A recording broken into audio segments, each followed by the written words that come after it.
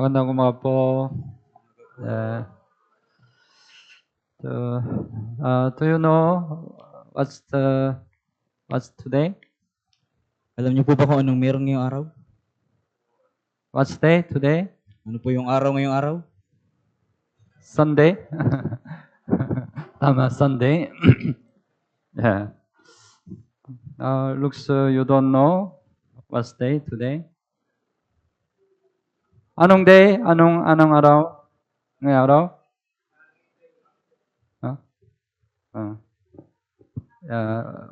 This year, our church has a goal. Ngayong taon po yung ating church ay merong goal. Sunday, right, 250 attendees. Na tuwing linggo ay meron tayong goal na 250 na attendees. Even though we cannot accomplish this goal whole year, we set the goal even today. Yeah, we try to accomplish. Kahit na hindi natin na isakatuparan yung goal na ito sa buong taon, pero ngayong linggo ay susubukan natin itong isakatuparan. That's why we announce, right? Let's accomplish this goal today. Kaya inanunsyo po na isakatuparan natin yung layuning ito ngayong araw. But I'm not sure mukhang mahirap. Anyway, even we cannot accomplish today, I hope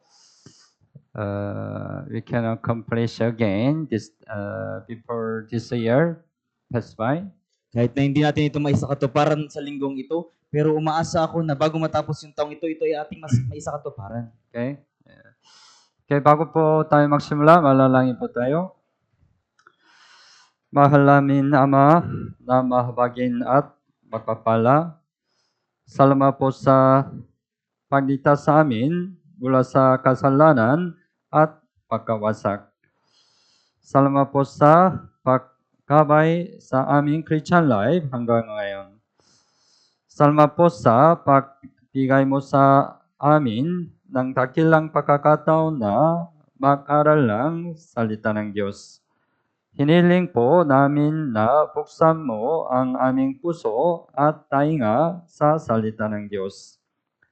Naway maunawan namin ang salita ng Diyos sa pamamagitan ng tulong ng Banal na Espiritu. Pakiusap, maunawan namin ang kalooban ng Diyos sa pamamagitan ng salita ng Diyos. Mula sa simula hanggang sa matapos, kami ay nagtitiwala lamang sa iyong habag at biyaya.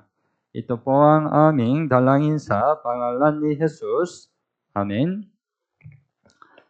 Okay po, buksan mo ang Biblia, ikalawang Timoteo chapter 4. Ikalawang Timoteo chapter 4. Verse 17 today, verse 17 and 18.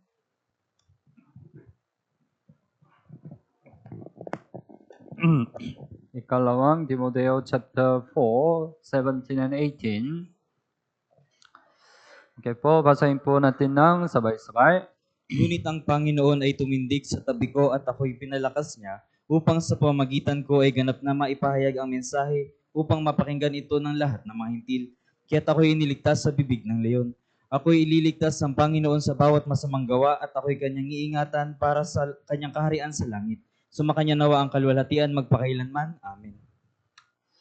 We have learned 2 Timothy for a long time, right? Pinag-aralan natin yung ikalawang Timoteo sa mahabang panahon. But I think today can be the last time. We learn the 2 Timothy. Pero sa tingin ko, ngayong araw po yung huling pagkakataon na pag-aaralan natin yung ikalawang Timoteo. Okay? Sinabi ni Apostle Pablo na 17, verse 17, ngunit ang Panginoon ay tumindig sa tabi ko at ako'y pinalakas niya upang sa pamamagitan ko ay ganap na may pahayag ang mensahe upang mapakinggan ito ng lahat ng mga hentil. uh, pinalakas ng Diyos si Pablo upang may pahayag niya ang ebanghelyo. Ebanghelyo. Yeah. Kapag tayo rin ay pinalakas, maaari nating ipangaral ang ebanghelyo ng may katapangan. So, pag-isipan natin ngayong araw tungkol sa ang Diyos na nagpapalakas. Ang Diyos na nagpapalakas. God, right? Who strengthened me, right? The Lord who strengthened me. Ang Panginoon na nagpapalakas sa akin. Sa ating Christian life, may mga pagkakataong tayo'y nanghihina. Tama ba? Sapagkat tayo'y may mahina ng laman.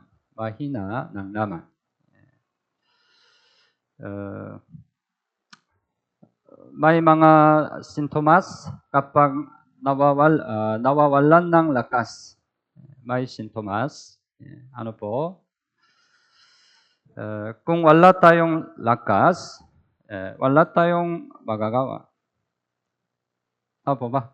Wala tayong magagawa. Kung wala tayong lakas. Kapag walang lakas, nanghihina rin ang loob. Tama ba? At kapag wala akong lakas, naapektuhan din ang lakas ng iba. Right? Right, if you are with somebody who looks weak, right? You can be affected, right? Kung kasama mo yung isang tao na mahina, ikaw rin ay maapektuhan. You can be strong, right? Hindi ka magiging malakas. Yeah. Kaya kung hindi tayo malakas, ay hindi natin magagawang isabuhay ng maayos ang ating Christian life. At hindi natin matutupad ang mga gawa ng Panginoon.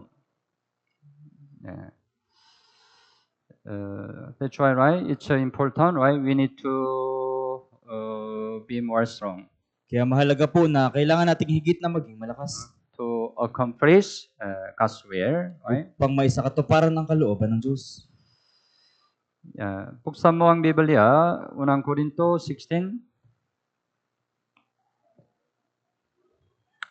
16 verse 13.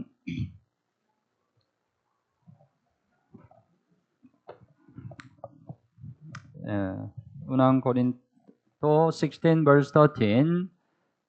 Basahin po natin ng sabay-sabay. Magmatsyag kayo, manindigan kayong matibay sa pananampalataya, magpakalalaki kayo, magpakatatag kayo. Sinabi ng Biblia, magpakalalaki kayo. Nagpapalalaki kayo. Magpakatatag kayo. Bakit kailangan natin magpakalalaki? Ibig sabihin, your sister, you need to become man. Ibig sabihin ba yung mga sister kailangan maging lalaki? Anong ibig sabihin? Lalaki kayo. Right, physically, right? The man is stronger than woman, right? Sa physical po, yung lalaki ay mas malakas kaysa sa babae. So, it means that become man means become more strong. Ibig sabihin ng magpakalalaki, ibig sabihin higit na maging malakas. Si David, right? Tatay ni Solomon. Before he died, he said the last word to his son Solomon. Bago siya mamatay, nagsabi siya ng huling salita sa kanyang anak na si Solomon. ano ang huling salita sa kay Solomon? ipinagbilin ni David kay Solomon na maging isang matapang na lalaki. Unang hari, buksan mo ang Biblia, Unang Hari chapter 2 verse 2, Unang Hari chapter 2 verse 2.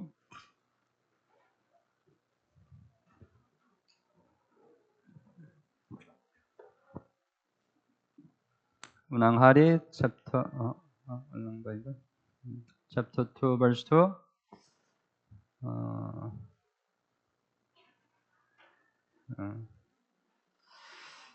Okay, basahin po natin ng sabay-sabay.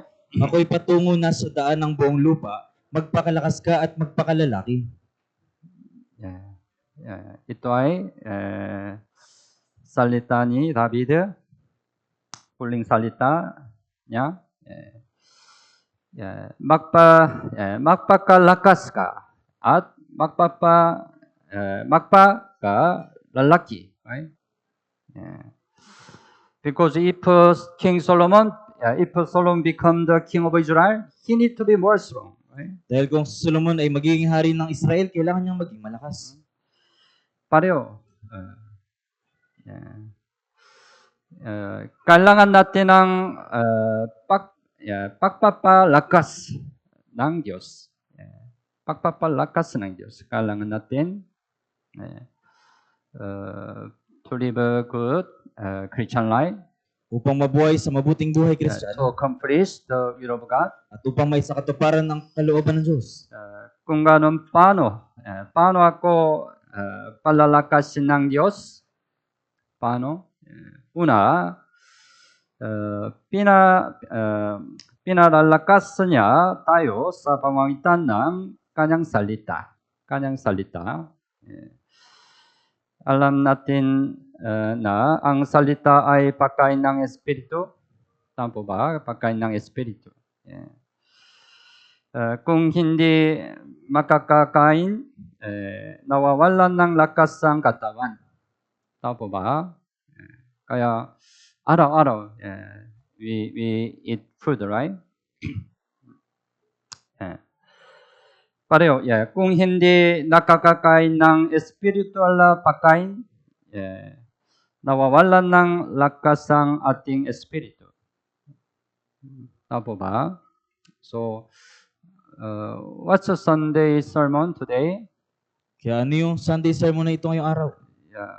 It's the time, right? We get our spiritual food. Ito yung oras kung kailan natin nakukuha yung ating spiritual na pagkain. Then we can be strong, right? Nang sa gayon tayo ay maging malakas. But if you absent, anong mangyari? You will be weak, right? Ikaw ay manghihina. You don't have a strength. Mawawalan ka ng lakas. You cannot live a Christian life. Hindi ka mabubuhay sa buhay Kristiyano. Pinalalakas tayo ng Diyos sa pamamagitan ng kanyang salita. Ang salita ng Diyos ay dumarating upang magbigay ng lakas sa atin. Buksan mo ang Biblia.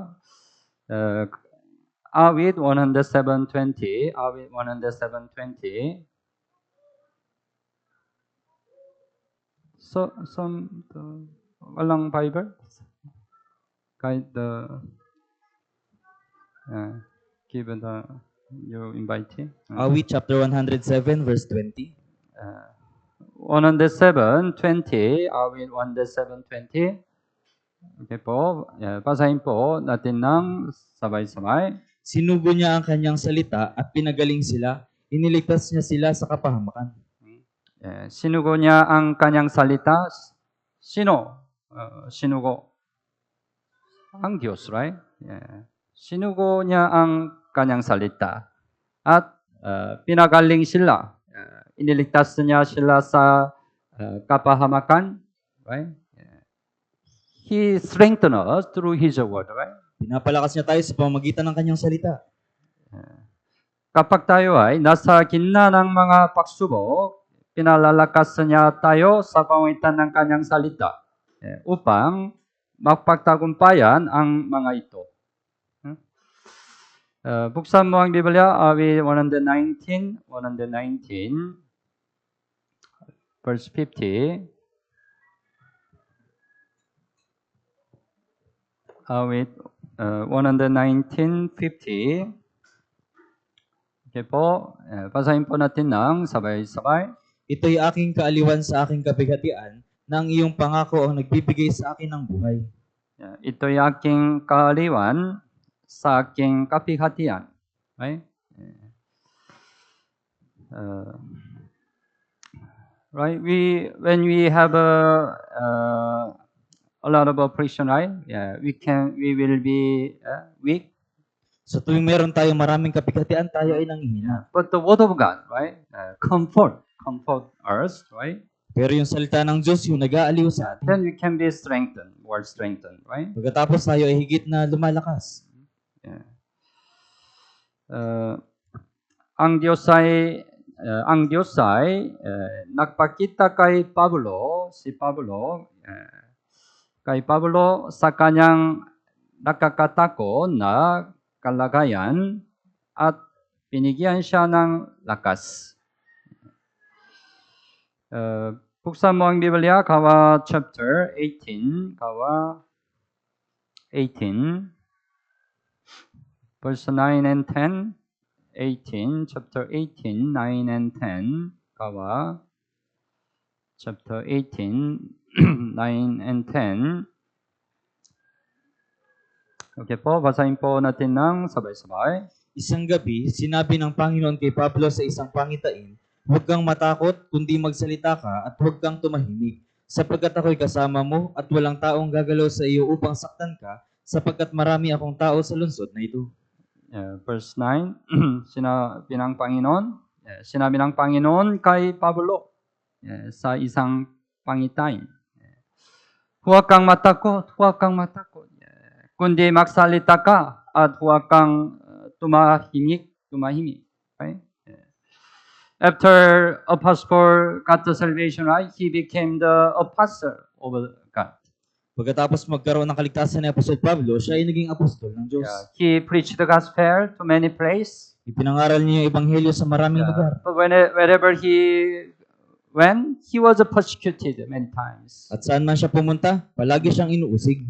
He was every time confined in the prison. Palagi siyang nabibilanggo. His situation, right, very dangerous. Fearful situation, right? Kaya yung kanyang sitwasyon ay nakakatakot at mapanganib. Then the Lord Himself appeared to him. At pagkatapos, yung Panginoon mismo yung nagpakita sa kanya. Lord Himself said to him, right? Yung Panginoon mismo nagsabi sa kanya. Huwag kang matakot, right? Salita ng Panginoon. Huwag kang matakot, kundi magsalita ka at huwag kang tumahimik. Verse 10, sapagkat ako'y kasama mo, right? Sapagkat ako'y kasama mo. That's why Apostle Paul, right? He could be strengthened again. Kaya si Apostol Pablo ay napalakas muli. Become strong again, right? Siya ay naging malakas ulit.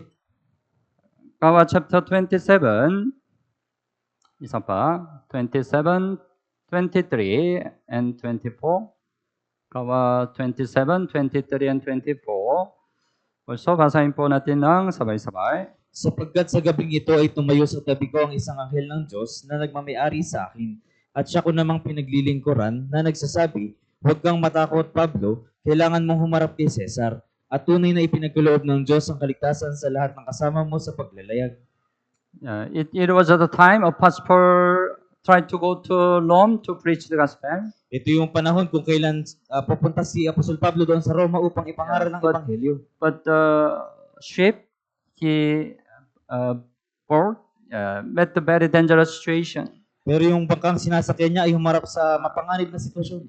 Because the ship met a great windstorm. Dahil yung bangka ay humarap sa malakas na bagyo. Looks no hope of salvation at the time. Mukha nang walang pag-asa ng kaligtasan sa panahon yun. Then the Lord also strengthened him again, right? At pagkatapos muli siyang pinalakas ng Panginoon. Huwag kang matakot, Pablo. Kailangan mong humarap kay Cesar. Right? God promise. God promised it, Ang right? Diyos ay nangako. Kahit nasa nakakatakot na kalagayan tayo, pinapalakas tayo ng Diyos sa pamamagitan ng Kanyang salita. Right? Kanyang salita. You sometime in your Christian life, you meet the situation, very fearful situation, Minsan sa buhay Kristiyano mo, maharap ka sa sitwasyon na nakakatakot. then you can have a great fear, right? Pagkatapos nagkakaroon ka ng matinding takot. Sinabi ng Panginoon, huwag kang matakot. Huwag kang matakot, right? Pareho. Don't fear. Huwag kang matakot. Yeah. Because the Lord strengthens us through His word. Yeah. Upang tayo ay maging malakas, kailangan nating masigasing na tanggapin at kainin ng Kanyang salita. Jeremiah 15. Jeremias chapter 15. 15 verse 16. Jeremiah 15 verse 16. 15 verse 16, Jeremiah.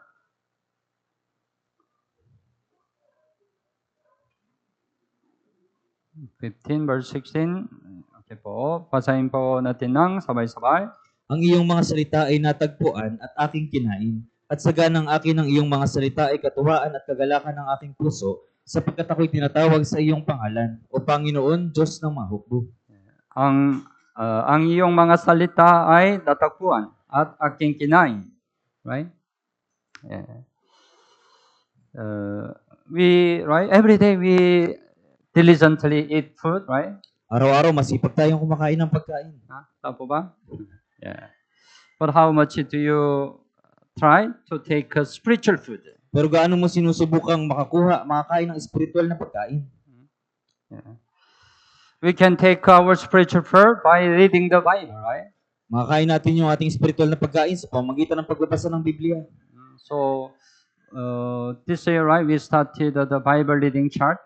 Sa taong ito, sinimulan natin yung Bible reading chart. Yeah.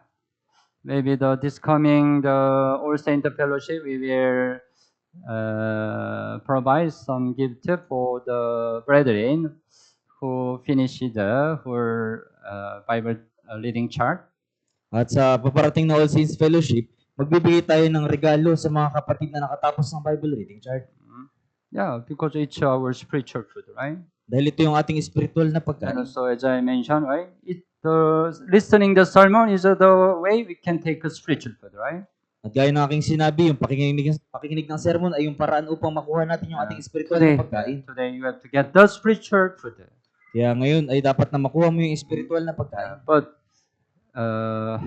when you desire and incline your ear to the word of God, it will be your spiritual food. Pero kung nagnais ka at kiniling mo yung tenga mo sa salita ng Diyos, ito ay magiging tunay na spiritual na pagkain para sa iyo. But you sleepy? Pero kung inaantok ka, or you don't focus, o hindi ka nakatuon, you think another thing, nag-iisip ka ng ibang bagay, so this sermon cannot be your spiritual food. yung sermon na ito ay hindi magiging spiritual na pagkain sa iyo. Your Christian life depend on how much you take your spiritual food. Yung pamumuhay Kristiyano mo ay nakadepende kung gaano mo kinakain ang iyong spiritual na pagkain. You can be more strong when you take abundant the word of God. Higit kang magiging malakas kung marami kang tatanggaping spiritual na pagkain. God strengthen us through His word. Pinapalakas tayo ng Diyos sa pamamagitan ng Kanyang salita. At pangalawa, pinalalakas niya tayo sa pamamagitan ng mga kapatid. Mga kapatid. Yeah. Mga kapatid. Brothers and sisters. Yeah. Buksan mo ang Biblia. Ecclesiastes chapter 4.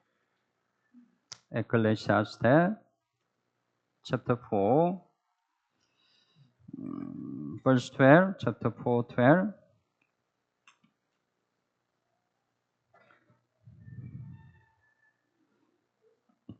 Chapter 4, 12.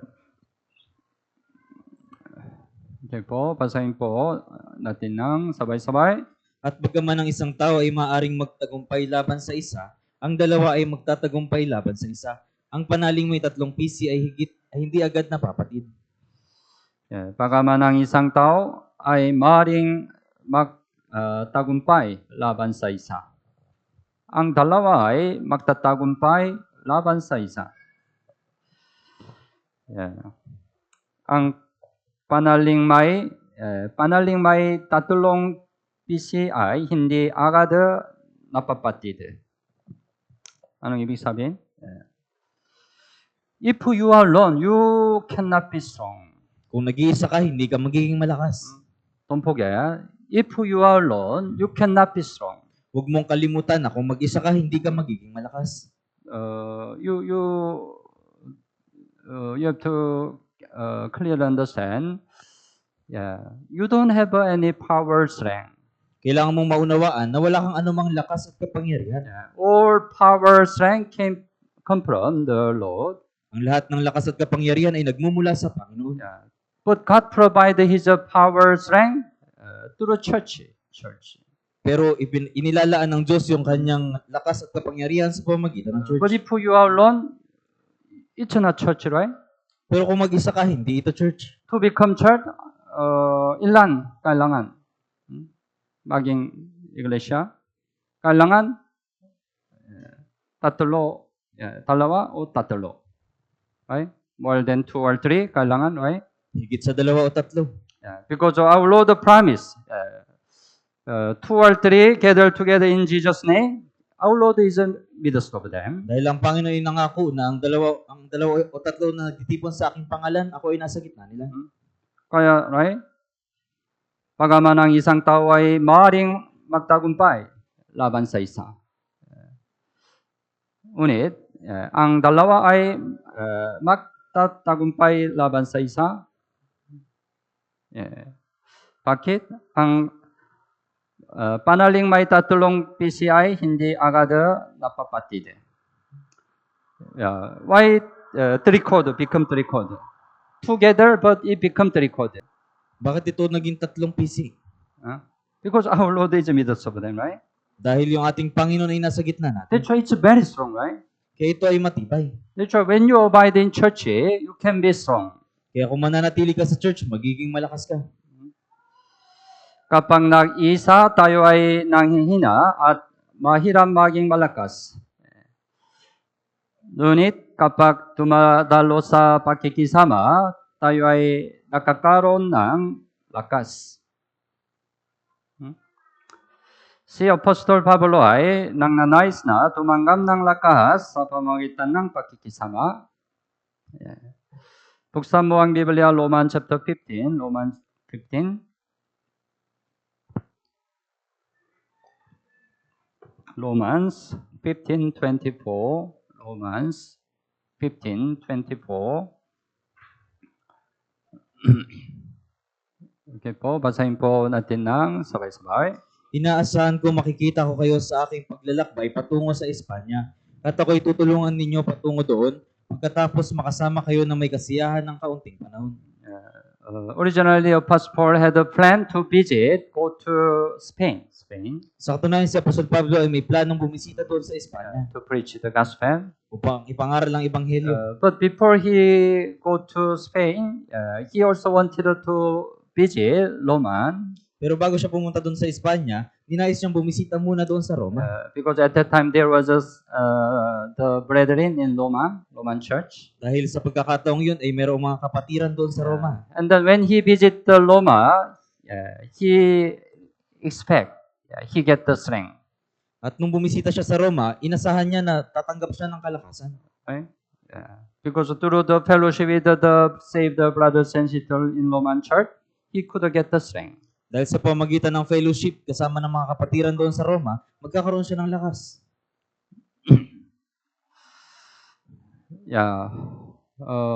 How amazing grace. Gaano ito kamangha-manghang biyaya.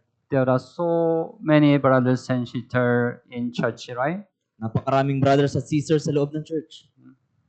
Kapit church, maraming kapatid. Tama? It's amazing grace. Ito ay kamangha-manghang biyaya. God allowed them to strengthen you through them. Ipinahintulot sila ng Diyos sa iyo upang palakasin kanila. But right, some church or some mission brand, they are very weak. Pero yung ibang church at mission branch, sila ay may hina. At konti lang kapatid.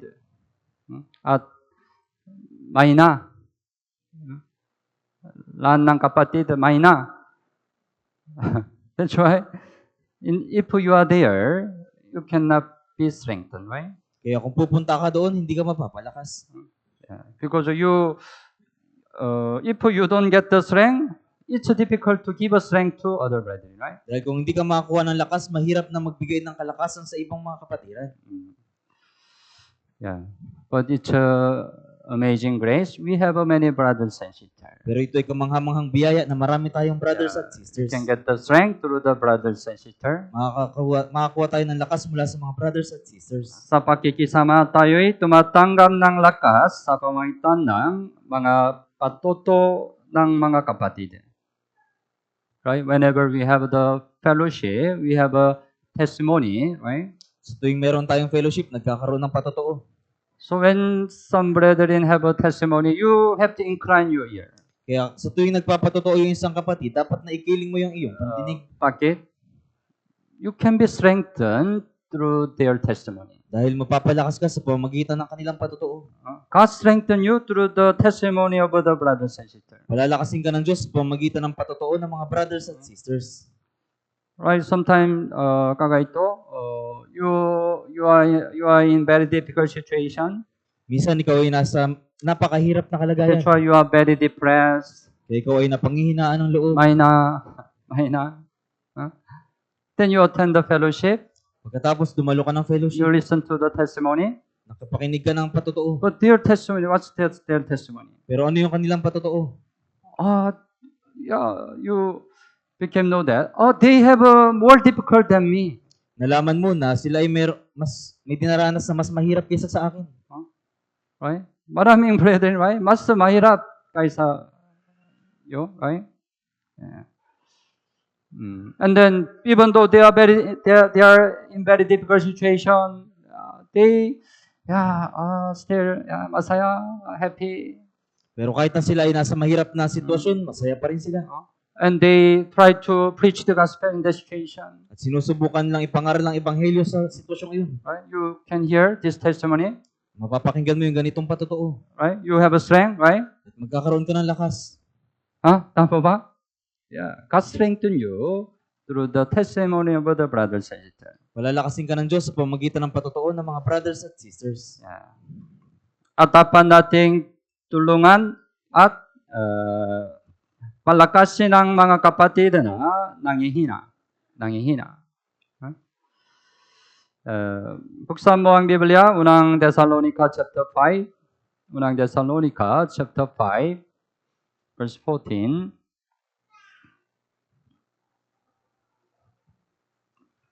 Unang Thessalonica chapter 5, 14. Okay po, basahin po natin ng sabay-sabay.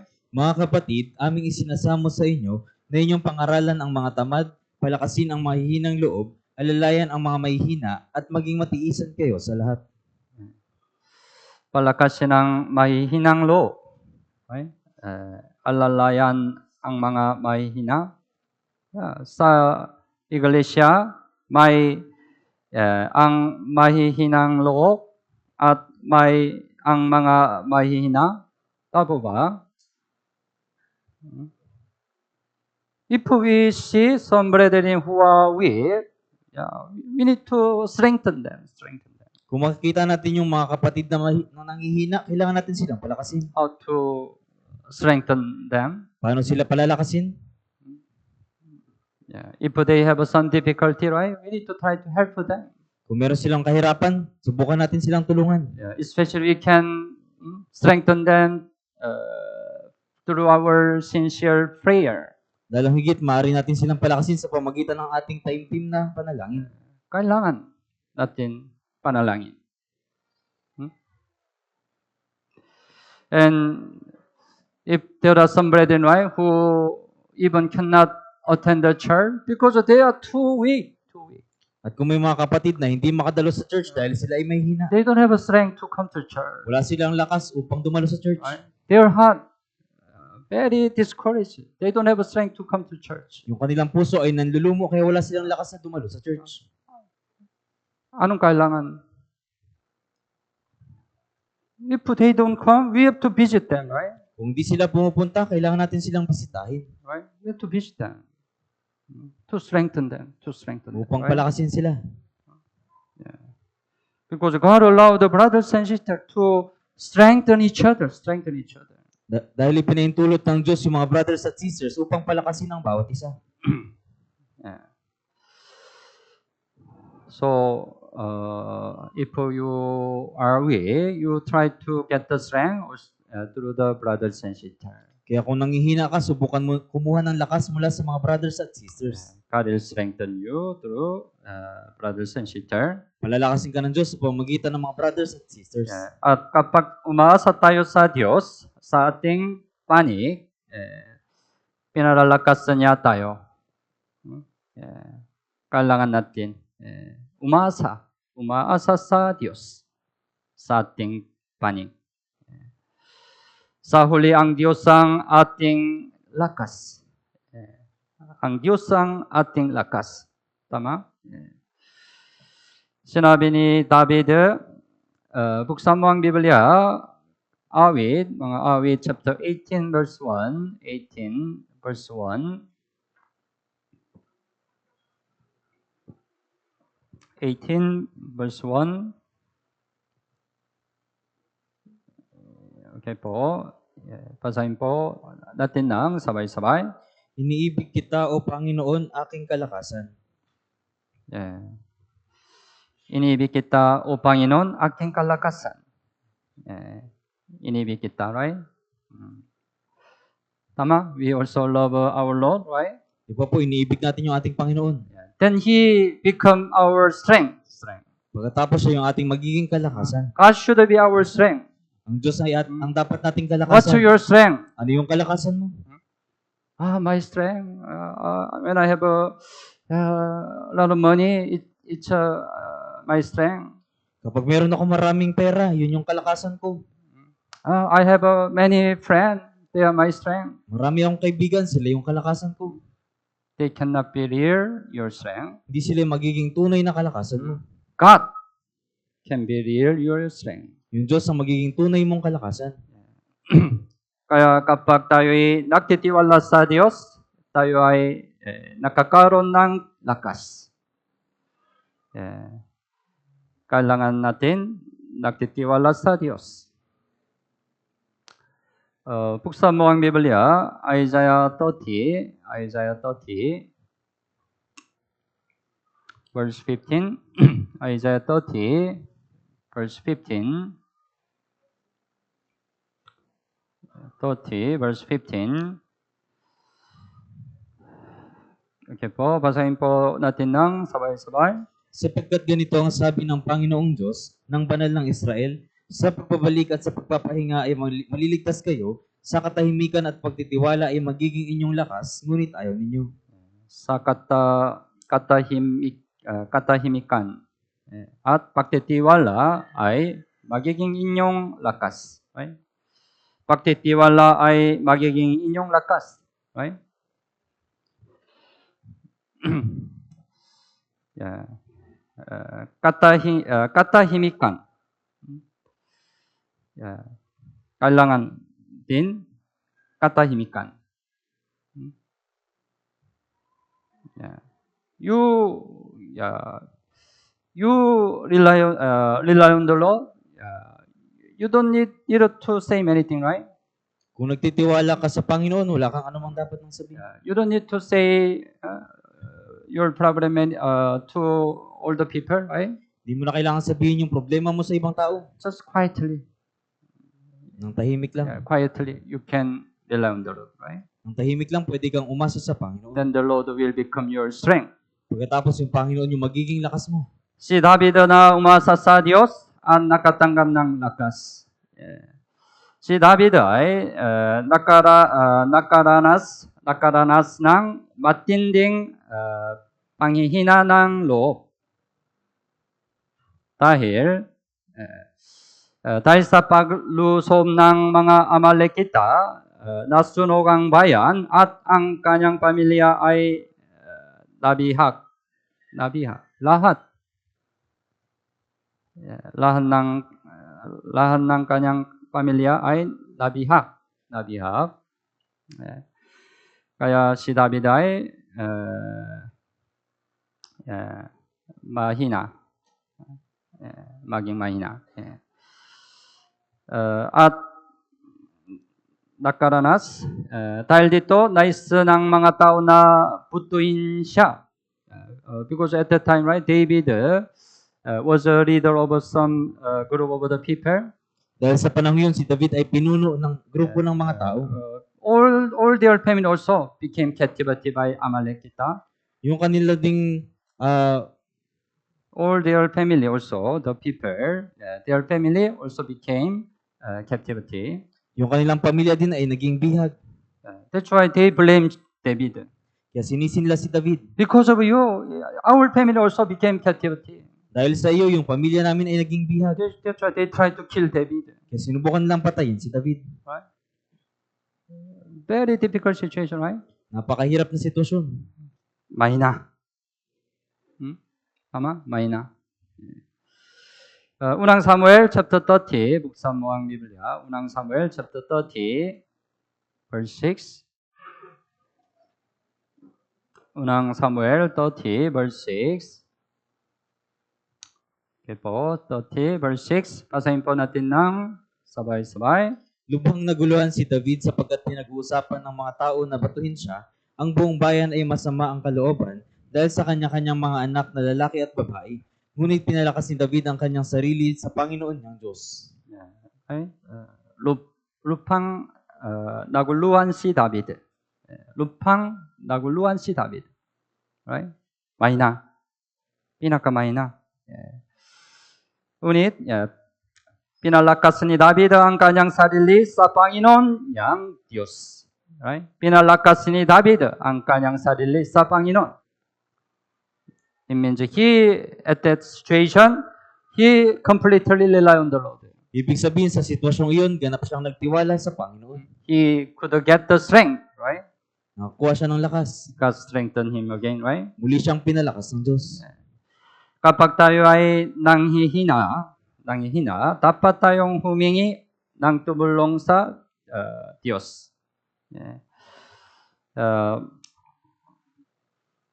Pinakikinggan niya ang taimtim na panalangin at nagbibigay ng lakas.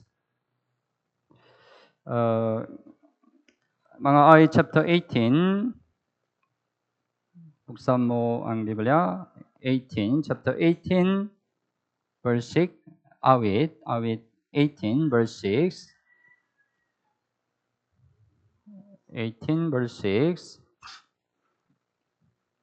Okay po, basahin po natin ng sabay-sabay. Sa aking kapanglawan ay tumawag ako sa Panginoon.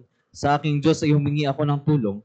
Mula sa kanyang templo ay napakinggan niya ang aking tinig at ang aking daing sa kanya ay nakarating sa kanyang pandinig. Sa aking kapanglawan, kapihatian, right? Ay tumawag ako sa Panginoon. Sa aking Diyos ay humingi ako ng tulong. Right? Mula sa kanyang templo ay napakinggan niya ang aking tinig. At ang aking daing sa kanya ay nakarating sa kanyang pandinig. Right? If we cry out to the Lord, He listens to our prayer, right? Kung dadaing tayo sa Diyos, makikinig siya sa ating panalangin. He would strengthen us, right? Siya yung magpapalakas sa atin. May halimbawa sa Biblia, si Samson na dumaing sa Diyos.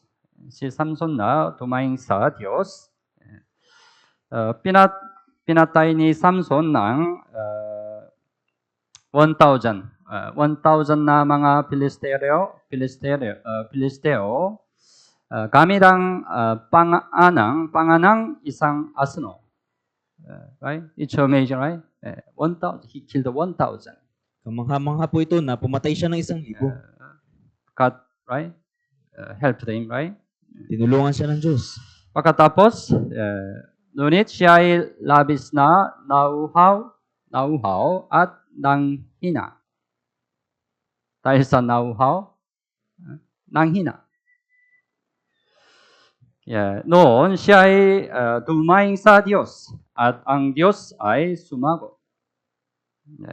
Sa pamagitan nito, muling nakatanggap siya ng lakas. Anong nangyari? Buksan mo ang Biblia, Hukom chapter 15. Hukom chapter 15. Verse 18 and 19. Hukom chapter 15.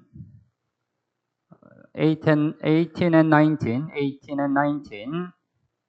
Okay po, basahin po natin ng sabay-sabay. Siya'y uhaw na uhaw at siya'y tumawag sa Panginoon, iyong ibinigay itong dakilang pagliligtas sa kamay ng iyong lingkod, at ngayon mamamatay pa ako sa uhaw at mahuhulog sa kamay ng mga hindi tulik. Ngunit binuksan ng Diyos ang isang guwang na nasa lehi at nilabasan iyon ng tubig. Nang siya'y makainom, ang kanyang diwa ay nanumbalik at siya'y muling nagkamalay. Kaya't ang pangalan niyon ay tinawag na Enhakore, na nasa lehi hanggang sa araw na ito. Verse 18, right? Siya ay uhaw na uhaw. Uhaw na uhaw. At siya ay tumawag sa Panginoon.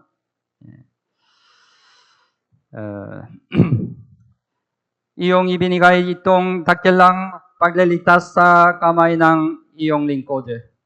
At ngayon mamamatay ba ako sa uhaw at mahulog sa kamay ng mga hindi tuli? Its expression, he was very discouraged. Yung kanya ekspresyon ay talagang napanghinaan siya.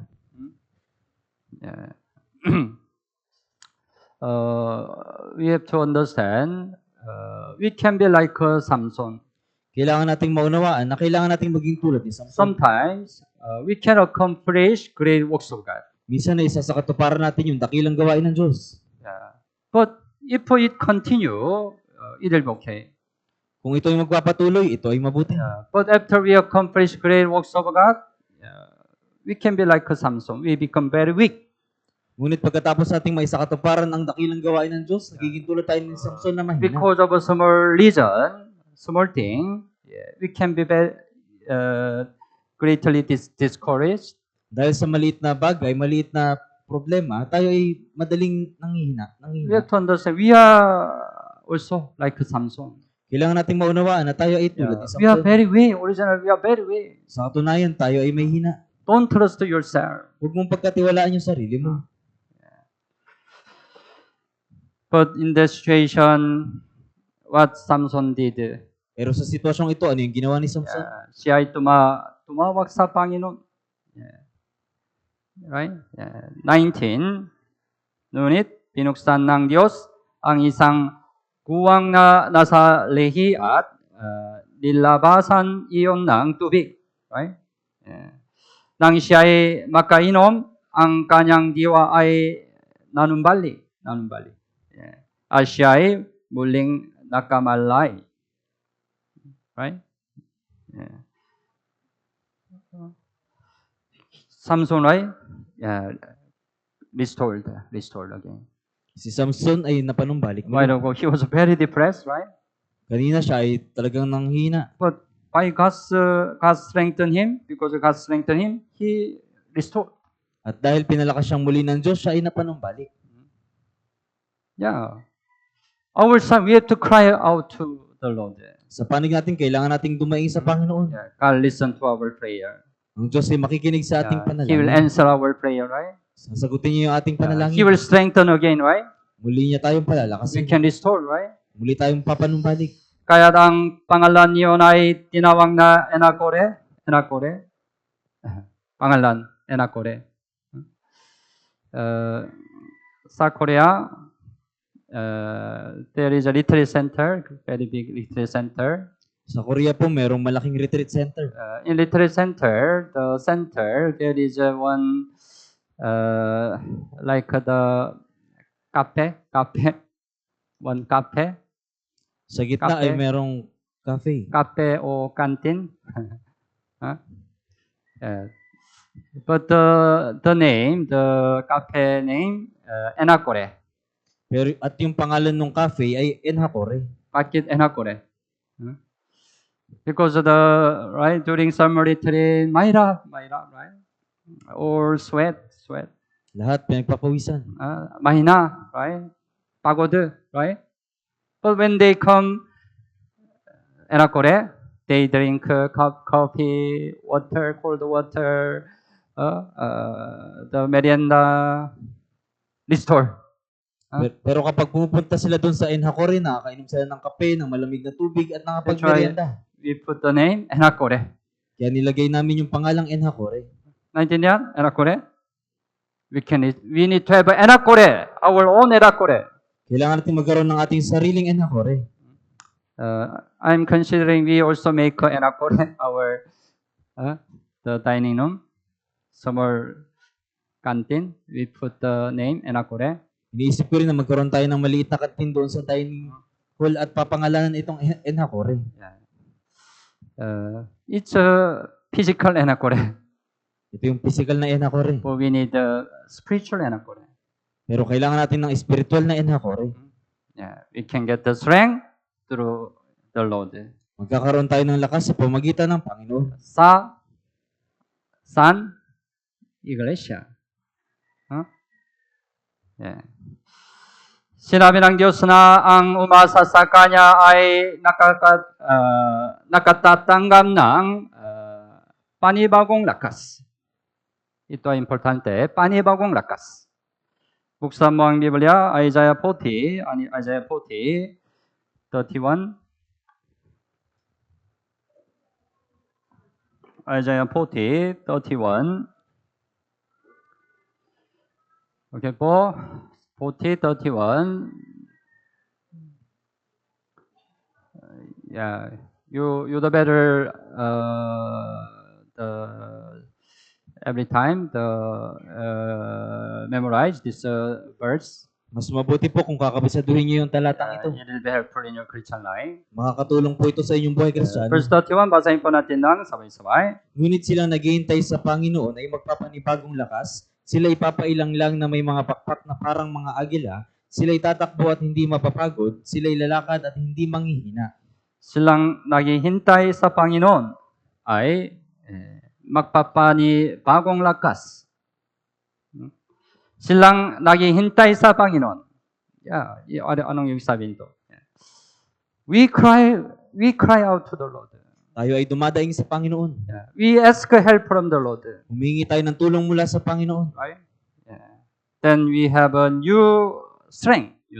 Pagkatapos tayo ay magpapanibagong lakas. Why? Bakit panibagong lakas? Ibig sabihin, dati walang lakas sa atin. Walang lakas sa atin, right?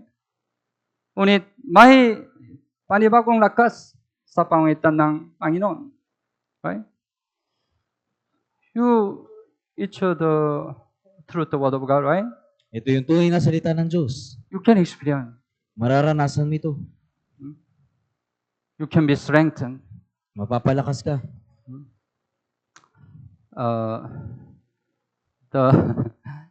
When before the sermon start, my heart medyo mahina. Bago magsimula yung sermon, yung puso ko ay nanghihina. Medyo mahina. Dahil sa we set the goal, but it looks like we cannot accomplish our goal. Dahil nagtakda tayo ng layunin at mukhang hindi natin maisa sa katuparan yung ating layunin. It looks many brothers and sisters, they don't have a same heart, one mind. At mukhang yung ibang kapatid ay wala silang iisang puso at kaisipan. Mahina ako. Kaya, I really prayed sincerely. Kaya talagang taimtim akong nanalangin. Please strengthen me. Diyos, pakiusap, palakasin mo ako. I have to preach the word of God today. Kailangan kong ipangaral yung salita ngayong araw. That's why this sermon, I thought, this sermon is to me Kaya inisip ko na yung sermon na ito ay para because sa akin. I need more strength Dahil kailangan ko ng higit na lakas to continue my ministry. upang ipagpatuloy yung aking ministeryo. Yeah. Then I experienced God really give a new strength. New strength. Pagkatapos naranasan ko na yung Diyos ay nagbigay ng panibagong lakas. Sometimes you feel right, pagod na. You will experience God give a new strength. Minsan nararamdaman mo na pagod ka na pero bibigyan ka ng Diyos ng panibagong lakas. It's true. It's true. Ito I po, experienced ito po. many times. Naranasan ko na ng maraming beses. Yeah. At tayo ay nagiging malakas sa pamagitan ng kagalakan sa Panginoon. Kagalakan sa Panginoon. Buksan mo ang Biblia, Nehemiah chapter 8. Nehemiah chapter 8, Nehemiah chapter 8. verse 10. Nehemiah chapter 8, verse 10.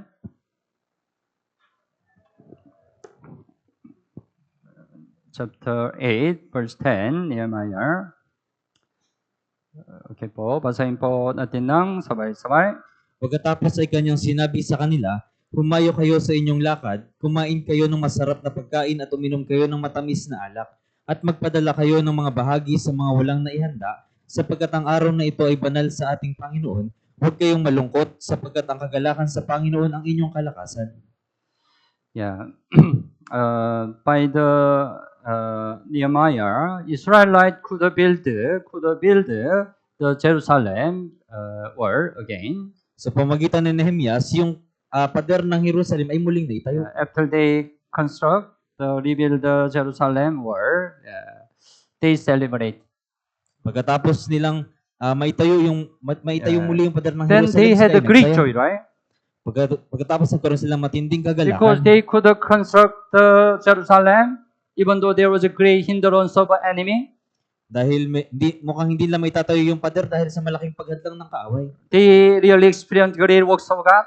Naranasan nila yung dakilang gawa ng Diyos. Right? Masaya sila. 예. Kaya sinabi ng Biblia, ang kagalakan sa Panginoon ang inyong kalakasan. Right? 예. Tama. When we have a joy by the Lord, in the Lord, we can have a strength. Sa tuwing meron tayong kagalakan sa Panginoon, tayo ay lumalakas. Sinabi ng Biblia, ang kagalakan sa puso ay mabuting gamot sa katawan. Mabuting gamot sa katawan. Kaikan 17. Buksan mo ang Biblia. Kaikan 17:22. Kaikan 17:22. Okay po. Basahin po natin ng sabay-sabay. Isang mabuting gamot ang masayang puso, ngunit ang pagpag na diwa sa mga buto'y tumutuyo. Isang mabuting gamot ang masayang puso. Masayang puso. Tama. Ngunit ang pagpang na diwa sa mga buto'y tumutuyo. Buto'y tumutuyo. Anong ibig sabihin? Yeah. You don't have a joy. You have always many concern. Wala kang kagalakan, palagi ka na lang mayroong alalahanin. You have many stress. Marami kang stress. It make your disease. Ito yung nagpapasakit sa'yo. You will be sick. Ikaw ay magkakasakit. So, tama. It's scientifically also tama. Ito. Kaya scientifically, ito po ay tama. So, if you don't have a good condition, physical body, most of reason you have a great stress. Kaya sa tuwing hindi maganda yung kalagayan mo, yung condition mo, yung dahilan ay stress ka. Ngunit isang mabuting gamot ang masayang puso. But you try to have always a joy in your heart. Pero palagi mong sinusubukan na magkaroon ng kagalakan sa puso mo. It will heal your disease. Ito yung magpapagaling sa iyong sakit. Yeah, it's true. It will heal your disease. Ito po ay totoo. Ito yung magpapagaling sa sakit mo. Because our body make the very profit, the hormone, when we have a joy. Dahil yung ating katawan ay naglalabas ng maraming pakinabang na hormones kapag tayo ay masaya. Ngunit ang kagalakan ng espiritu ay nagpapalakas sa ating kaluluwa.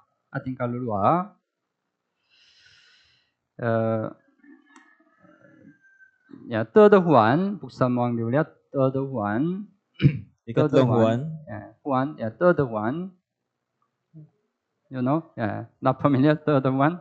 Ikatlong Juan po. Third Juan, chapter 1, verse 2. Okay po, chapter 1, verse 2. Okay po, basahin po natin ng sabay-sabay. Minamahal, aking idinadalangin na sa lahat ng mga bagay ay mapabuti ka at magkaroon ng kalusugan, kung paanong nasa mabuti ring kalagayan ng iyong kaluluwa. Sa lahat ng mga bagay ay mapabuti ka at magkaroon ng kalusugan. But there is a priority, right? My priority. Pero may priority po. Kung paanong nasa mabuti ring kalagayan ang iyong kaluluwa. Right? Kalagayan ang iyong kaluluwa. At first, we need to have a spiritual joy. Una, kailangan natin magkaroon ng spiritual na kagalakan. Spiritually, we need to be strong. Sa espiritu, kailangan nating maging malakas. That's first. Yan po yung una. So, ang kagalakan ng espiritu ay matatagpuan sa loob ng iglesia. Sa pamamagitan ng salita ng Diyos. Salita ng katotohanan. Right?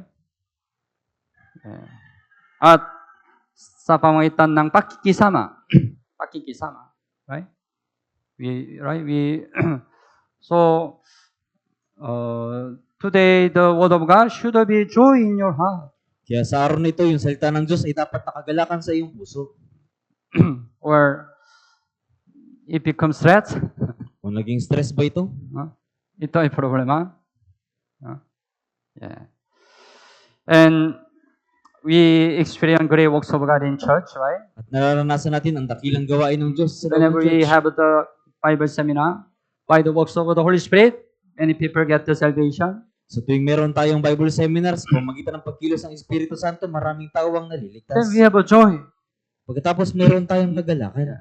Today, I can see some newly saved through last Grand Bible Seminar. Ngayong araw, nakita ko yung mga bagong naligtas ng nakarang Bright Bible Seminar.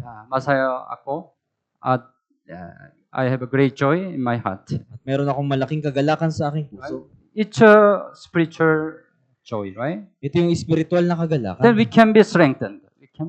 Pagkatapos tayo ay mapapalakas. Right? At sa pamamagitan ng pananampalataya, tayo'y nagiging malakas. Kapag walang pananampalataya, nanghihina ang puso sa gitna ng mahirap na kalagayan. Ngunit, kung may pananampalataya, hindi natin tinitingnan ang kalagayan, kundi ang pangako ng Diyos. Sa ganitong paraan, lumalakas ang ating puso. Halimbawa, sa Biblia, si Caleb ay nanatiling malakas kahit sa edad na 85. Matanda na, right? 85. Malakas pa. Bakit? Paano? Buksan mo ang Biblia, Joshua chapter 18.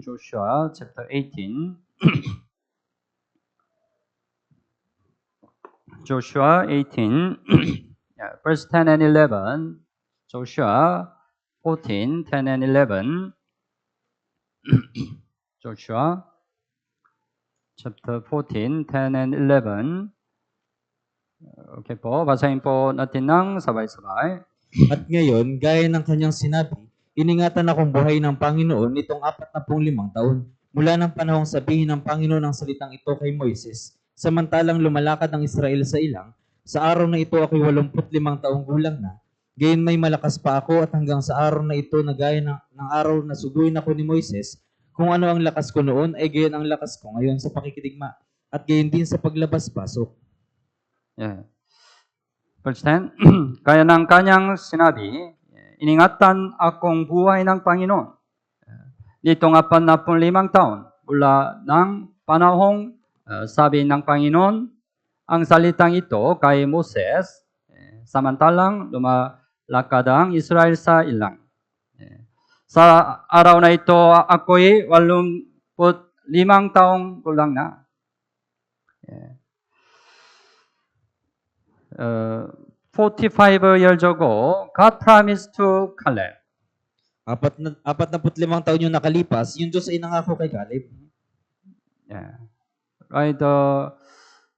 At the time Moses, you don't have this story. Israel, at the time of Moses, he sent 12 spies Sa panahon ni Moises, nagpadala siya ng 12 espiya to check the land of Canaan. upang suriin yung lupain ng Kanaan. But among 12 spies, only Joshua, Caleb, reported good report for the land. Pero kabilang doon sa 12 espiya, tanging si Josue at si Caleb lang yung nagulat ng mabuting balita. But other 10 reported bad report. Pero yung ibang 10, sila ay nagulat ng masamang balita. If we enter Canaan, we will die by them. Sinabi nila, kung papasok tayo sa Kanaan, tayo ipapatay nila. Because the land of Canaan, there are many giants. Dahil sa lupain ng Kanaan, maraming higante. Before them, we are aggressor. Sa harap nila, tayo ay mga tipaklong. They complain. Sila ay nagreklamo. But Joshua and Caleb was different. Pero naiiba si Josue at si Caleb. We can overcome them Kaya natin silang madaig. because God is with us. Dahil ang Diyos ay kasama natin. That's why God promised to them, all other cannot enter to this land. Kaya ang Diyos ay nangako sa kanila na yung iba ay hindi makakapasok sa lupain ito. Only Joshua and Caleb, you will enter to Canaan. Tanging si Josue at si Caleb lang yung makakapasok sa Kanaan. After then, Israelite entered to the wilderness. Pagkatapos ito, yung mga Israelita ay pumasok sa ilang. They wandered in the wilderness for a long time, right? Sila ay nagpagala-gala sa ilang sa mahabang panahon. Then almost 6,000 other above 20 years, patay na. At halos 600,000 ng mga matatanda ay namatay. Except Joshua and Caleb. Maliban kay Josue at kay Caleb. Now already passed 45 years. Nakalipas na yung 45 taon. Caleb here. Right? He experienced, God's promise is true. Naranasan niya na ang pangako ng Diyos ay totoo. Even though all die, God kept me until today. Kahit na ang lahat ay namatay na, pero hanggang ngayong araw, iningatan ako ng Panginoon. Because God does not terrorize, right? Dahil ang Diyos ay hindi nagsisinungaling. Naintindihan niyo po? Joshua Caleb has a great faith. Strong faith. Kaya si Caleb ay mayroong malakas sa pananampalataya. Naranasan ni Caleb ang katuparan ng pangako ng Diyos na ibinigay 45 taon na ang nakalipas. Dahil dito, nagkaroon siya ng patibay na maniniwala na tinupad ng Diyos ang kanyang mga pangako. Kaya kahit siya ay 85 taong gulang na, nanatili siyang malakas. Naintindihan po? If we have this faith, we can be strong. Kung meron tayong ganitong pananampalataya, magiging malakas tayo. But the problem, right? We frequently we keep this faith, Pero madalas, hindi natin napapanatili yung pananampalataya and we dito. miss some problem situation. We forget God's promise. Kapag umaharap tayo sa mga problema at sitwasyon, nakakalimutan natin yung pangako ng Diyos. So, don't give excuse. Matanda na ako. Kaya huwag kayong magdahilan na matanda na You ako. can be still strong. Pwede ka pa rin maging malakas. May halimbawa, Caleb, right? Kung may pananampalataya. Hindi po? May pananampalataya.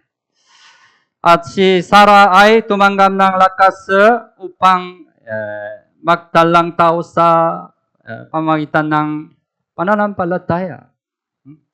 Hebreo chapter 11, buksan mo ang Biblia, Hebreo chapter 11. Okay po, Hebreo chapter 11, verse 11. Hebreo chapter 11, verse 11. Okay po, basahin po natin ng sabay-sabay. Sa pananampalataya, maging si Sarah na isang baog ay tumanggap ng kakayahang magkaanak, bagaman lipas na sa tamang gulang, palibhasa ay itinuring niyang tapat ang nangako. Si Sarah, asawa ni Abraham, sa pananampalataya, maging si Sarah na isang baog ay tumanggap ng kakayahang makaanak.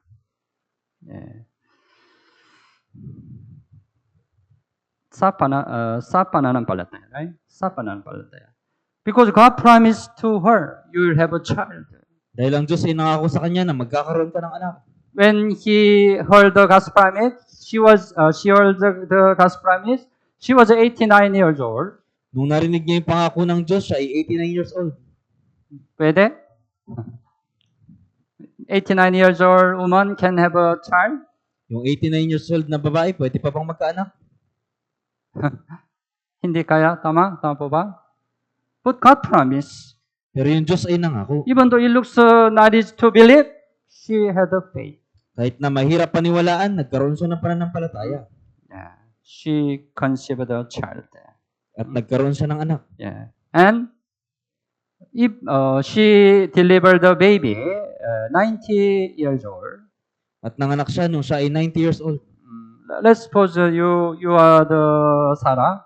Ipagpalagay Situation. natin na ikaw yung nasa sitwasyon ni Sarah. 89 years old, you pregnant. 89 years old, buntis ka.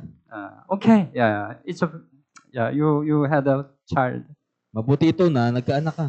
You became 90 years old, Tumungtong ka sa 70 taon. and then you have to deliver baby. At pagkatapos, kailangan mong ipanganak yung bata. What's Mas Mayra? Anong Mas Mayra? Pregnant baby or delivering baby? Pagdadala ng baby o yung paglabas ng baby. Some mothers have experience, right? Yung mga nanay po, may karanasan kayo. Mas mahirap delivering baby, right? Mas mahirap po yung mga anak. Kailangan a lot of strength, right? Kailangan ng maraming lakas. Right? To deliver baby, kailangan a lot of strength. Upang mailabas yung baby, kailangan ng maraming lakas. She had the strength. Nagkaroon siya ng lakas. Sa pamagitan ng pananampalataya.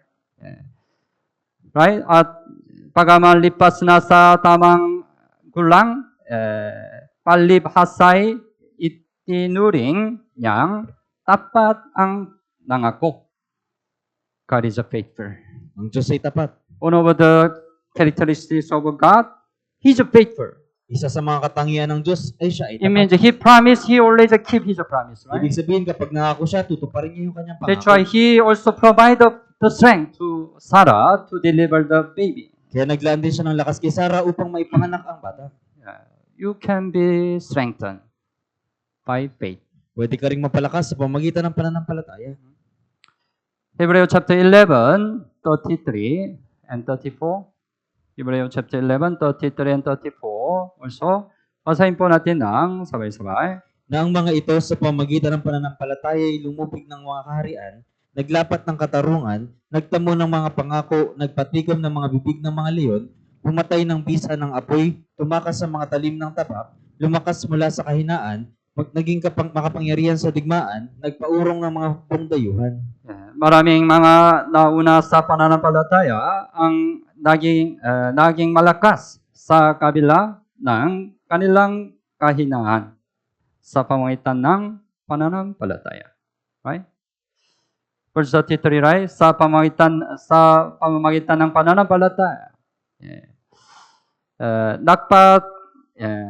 Nagpatikom ng mga bibing ng mga leon. Kaya po ba ito? If not strong, kaya po ba ito? Kung hindi sila malakas, hindi pwede. Right? Malakas sila. 34, pumatay ng bisa ng apoy. tumakas sa mga talin ng tabak. Lumakas mula sa kahinaan. Right? Lumakas mula sa kahinaan. Dati, mahina sila. Hindi malakas. Tama? Ngunit, maging malakas sa pamamagitan ng pananampalataya. That's why in the early church, there were many martyrs. Kaya Right? sa mga naunang church, marami naging martir. Dahil sa pananampalataya. Kaya, ang pananampalatayang kasama natin ang Diyos ang nagpapalakas sa atin. Whatever situation we are, we know, we believe God is with us. Sa anumang sitwasyon tayo naroon, naniniwala tayo na ang Diyos ay When kasama we natin. remind this fact, we can be strong. Kapag iniisip natin yung katotohanan ito, tayo ay napapalakas. 11, there is a small bata, maliit bata, very weak, mahina. Only the malakas bata persecute hit, Lagi siyang inaaway ng malakas na bata. but no power, no strength to fight. Pero wala siyang lakas para lumaban. But one day, small bata, the strong bata tried to persecute again. Pero isang araw, yung malakas na bata, sinubukan niya ulit awayin But yung small maliit na bata. bata, I cannot endure anymore. Pero I will fight with you. sinabi ng maliit na bata, hindi ko na matiis, kaya makipaglaban ako sa'yo. The strong bata also surprised. What happened to you? Kaya nagulat yung malakas na bata, ano nangyari sa'yo? Then later, what happened? Why suddenly the small bata tried to fight? Bakit bigla na Very lang strong, become strong. yung maliit na bata, naging malakas? Because the day his father come to behind of the malakas bata. Dahil isang araw, nakita niya na paparating yung tatay niya sa likod ng malakas na bata. When small bata look at his father, he got strength. Kaya nung nakita ng maliit na bata yung kanyang tatay, nagkaroon siya ng He lakas. didn't fear strong bata anymore, right? Hindi na siya natakot doon sa Because malakas na bata. he knew his father will help him. Dahil alam niya na tutulungan siya ng kanyang tatay. 그래서 나인텐데야? Tama. We are original weak, right? Sa katunayan, tayo ay may hina. But God is with us. Pero ang Diyos ay kasama natin. Through Him, we can be strong, right? Sa pamagitan niya, tayo ay lalakas. So, ang hindi ko pagiging malakas sa ngayon ay maaaring ituturing na kulang ang aking pananampalataya. Okay po? Kulang. Kulang ang aking pananampalataya. So, today we learn God strengthen us. Kaya ngayong araw, pinag-aralan natin na ang Diyos ang nagpapalakas Because sa atin. when we have a strength, we can boldly preach the gospel. Dahil kung mayroon tayong lakas, matapang natin maipapangaral ng Ebanghelyo. So God strengthen us through His word. Kaya pinapalakas tayo ng Diyos sa pamagitan ng kanyang God salita. strengthen us through fellowship in church. Pinapalakas tayo ng Diyos sa pamagitan ng fellowship sa church. But our side, we have to cry out to the Lord. Pero sa panig natin, kailangan nating dumaing sa We have Panginoon. to more rely on the Lord. Kailangan nating higit na magtiwala sa Panginoon. We have to rejoice in the Lord. Kailangan nating magalak sa Panginoon. We need to have a faith. We need to have the faith God is with us. Kailangan nating magkaroon ng pananampalataya na ang Diyos ay kasama Then natin. we can be strengthened. Pagkatapos tayo ay We mapapalakas. can boldly preach the gospel. Matapang nating maipapangaral ng We Ebanghelyo. can be successful in our Christian life. Magiging matagumpay tayo sa ating buhay Kristiyano. Okay po, wala nang ipo tayo. Mahal namin Ama na mahabagin at magpapala. Salamat po sa paligtas namin mula sa kasalanan at pagkawasak. Salamat po sa pagbigay mo sa amin ng dakilang pagkakataon na mag-aral ng salita ng Diyos. Salamat po sa maunawan ang kalooban ng Diyos sa pamamagitan ng salita ng Diyos. Hiniling po namin na sundin natin ang salitang natutunan natin ngayon. Tulungan mo po kami na mabuhay ng higit na sumusunod sa iyo sa taong ito. magsisimula ang Tanate Bible Seminar mula bukas. Panginoon, akayin mo po ang maraming nawawalang kaluluwa tungo sa iyong salita. Panginoon, hayaan mong maraming kaluluwa ang maligtas at magbigay ng kaluwalhatian sa iyo. Ang iyong gabi ay darating ang Korea Mission Team.